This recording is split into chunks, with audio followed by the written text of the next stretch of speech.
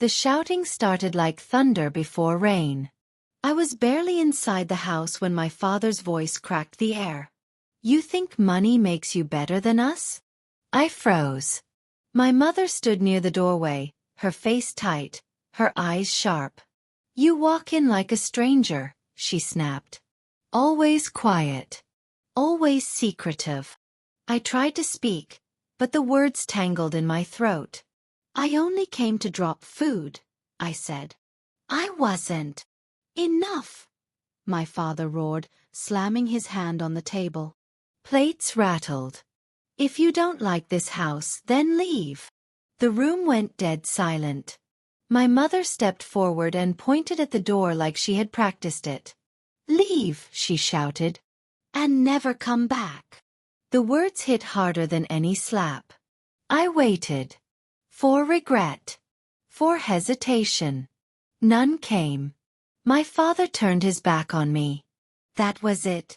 I picked up my bag slowly. My legs felt heavy, but my heart felt empty. I walked past the wall where family photos hung. Smiling faces that suddenly felt like lies. When I stepped outside, the door slammed behind me. That sound followed me into the night. I didn't cry. Not because I wasn't hurt, but because something inside me had shut down. The street lights blurred as I drove. My phone buzzed once. Then stopped. No one called me back. I parked by the roadside and stared at the darkness ahead. All my life, I had tried to be the good one. The quiet one. The helper. I paid bills without being asked. I sent money secretly. I solved problems without taking credit. And still I was the problem. By morning, I made a decision. I would not beg. If they wanted me gone, I would go properly. I drove toward the coast, where the air smelled like salt and freedom. Where no one knew my name. Where no one shouted. What my parents didn't know, what no one knew, was that I had been preparing for years. Silently. To them, I was just doing small online work. They laughed when I stayed up late. They mocked my laptop. They said I was wasting time. What they never knew was this.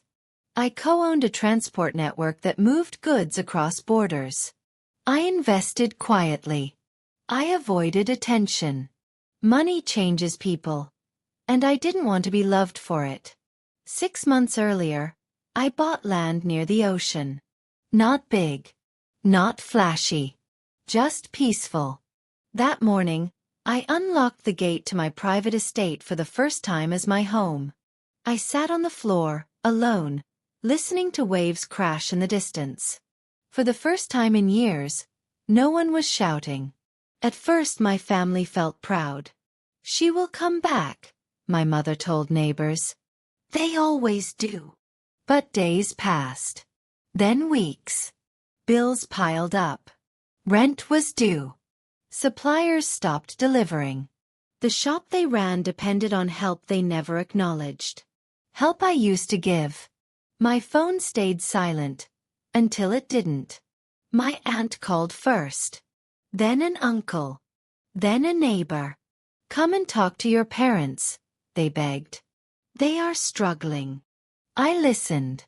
Quietly. No apology came with the calls. Just expectation. They wanted the benefits, without the respect. So I didn't answer. One evening, my mother called.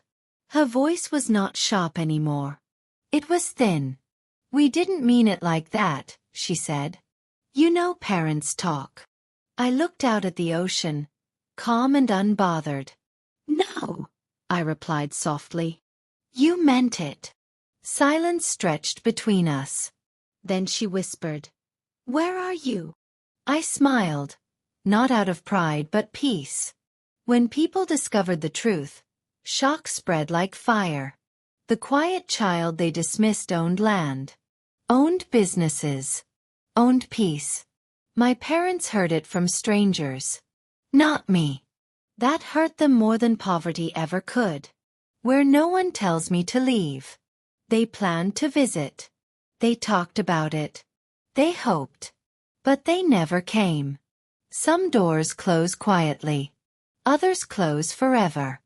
I didn't punish them. I didn't celebrate their pain. I simply chose myself. I built routines. I built strength. I built a life where silence felt safe. They shouted, "Leave and never come back." I listened. And by leaving, I finally arrived. At peace, at freedom, at myself.